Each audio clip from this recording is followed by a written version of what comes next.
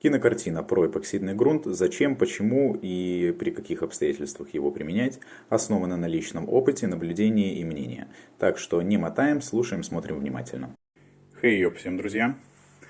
Значит, корыто мое, поэтому особо заморачиваться по покраске я тут не буду. Тут полезли задние арки. Ну как полезли, тут трещина. Вообще как бы этой трещине уже третий год. Ну и короче решил я ее наконец-таки сделать, чтобы больше к ней не возвращаться. Все подготовительные работы сделаны. На эту тему у меня есть отдельный ролик. Там можете посмотреть, там все подробно рассказано, что к чему, как дойти до того этапа, который у меня сейчас. То есть сейчас у меня этап, мне надо чистить, счищать эту ржавчину. Вот как до этого этапа дойти и чтобы уже не накосячить, у меня есть отдельный ролик, ссылочка, подсказочка будет здесь. Так что вначале советую посмотреть его, потом возвращаемся сюда. Теперь по косякам. Трещина. Тут мне кто-то всадил, трещина. Тут непонятно вообще, с чего она взялась. Понятно, тут пузыри какие-то по конту. Здесь пузыри. Здесь краска отшелушивается, там все дела.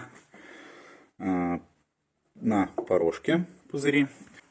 Сейчас я все зачищу, покажу, что у меня будет по итогу получаться, посмотрим.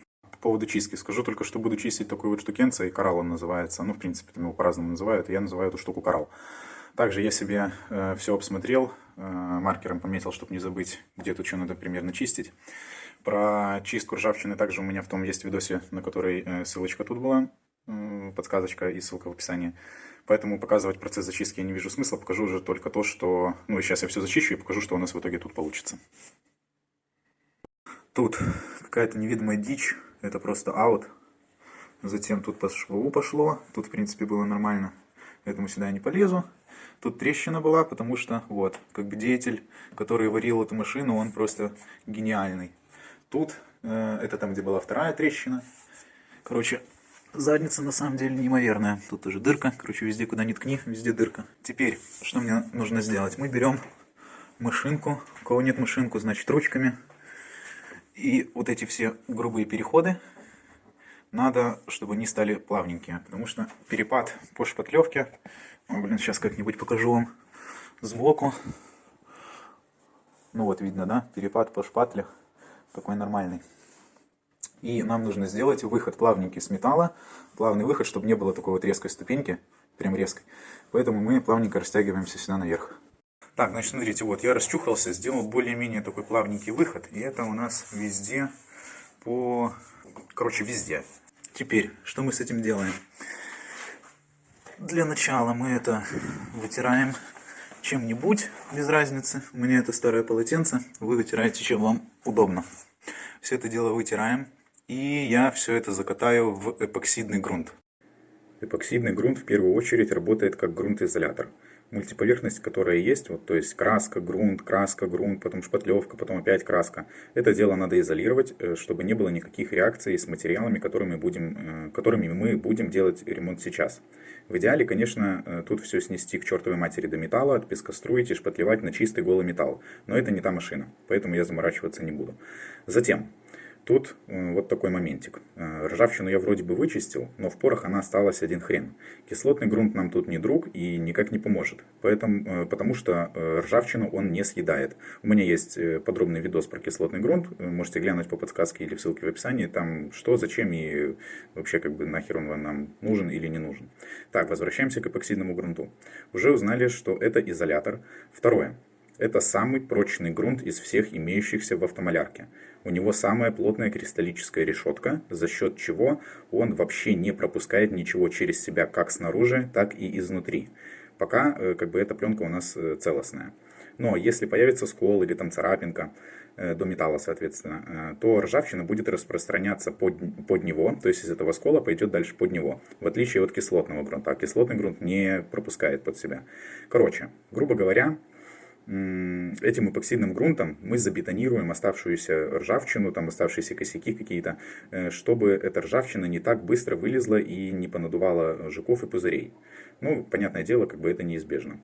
Эпоксид у меня от Novel Protect 360 с отвердителем 5950. С этим отвердосом они мешаются один к одному, и это также вариант для покраски мокро-на-мокро. Но у меня как бы есть только этот, другого нет.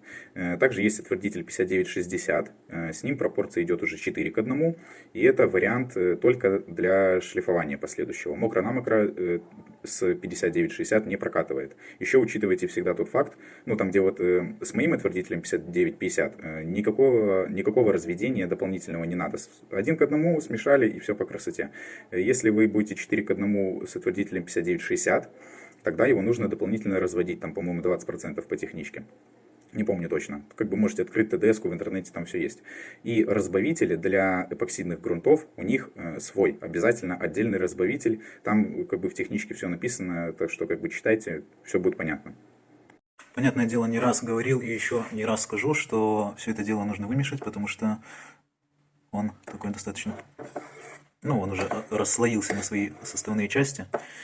И все это дело надо очень хорошо вымешать. Вымешать это, взболтать отвердитель. Сюда все заливаем, разбавляем в пистолет и погнали. И еще очень важно, у эпоксидного грунта именно идет свой отвердитель. Потому что в другие грунты отвердос идет прозрачный, а тут, как видите, он желтый.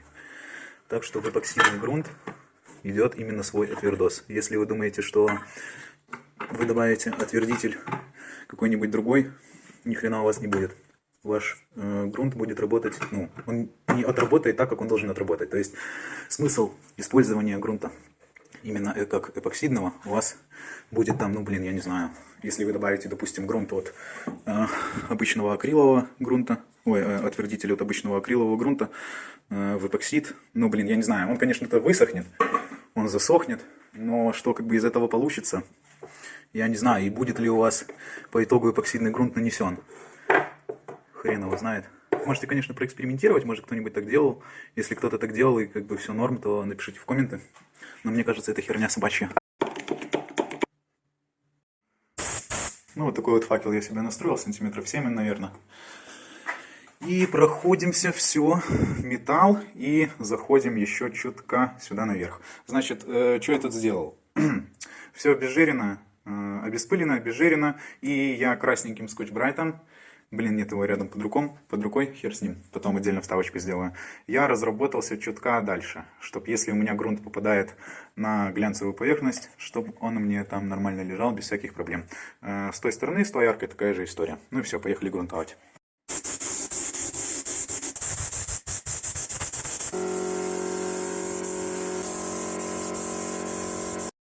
Такс, ну теперь подождем мы минут, наверное, 20. Может больше, потому что фишка у эпоксидного грунта такая, что если вы не выждете межслойной хорошей сушки, то он у вас, по сути, блин, никогда, можно сказать, не высохнет. Как бы эпоксидный грунт дело такое, он капризная херня, поэтому первый слой нужно обязательно ему дать очень хорошо просохнуть. 20-30 минут, там без разницы, не суть, но фишка в том, что реально, потому что как получается, у вас не высохнет нижний слой, вы навалите верхний, потом все последующие слои, то есть у вас, получается, будет всегда недосохший грунт. Он, в принципе, не высохнет вообще. Все последующие слои, которые вы будете наносить, там грунт, краска, лак, неважно, что это будет, оно будет в себя это впитывать и может поднять этот грунт. Плюс, еще очень такая частая проблема у этого эпоксидного грунта, если он не высыхает, вот если вы так запороли, не дали высохнуть, и дальше нанесли следующий слой. То есть, короче, если у вас не высох эпоксидный грунт, от него все отваливается, на нем ни хериска не держится. Так что имейте в виду такую еще штуку. Второй слой я уже вкинул, второй слой уже можно вкидывать помокрее, чтобы набрать хоть немного толщины этой пленки, которую мы, как бы, собственно, и хотим получить. Только-только вот я вкинул второй слой. Все, теперь мы оставляем его на ночь, пусть он хорошо высыхает, потому что... потому что вообще, как бы, эпоксидный грунт такой достаточно, он долго сохнет, и ему надо дать нормальную сушку, не как акриловому, там, типа, что акриловый можно тереть там уже через часа 3-4, если температура нормальная. С эпоксидом такая фишка не прокатывает, поэтому оставляю его на ночь. Ну, собственно, как бы все.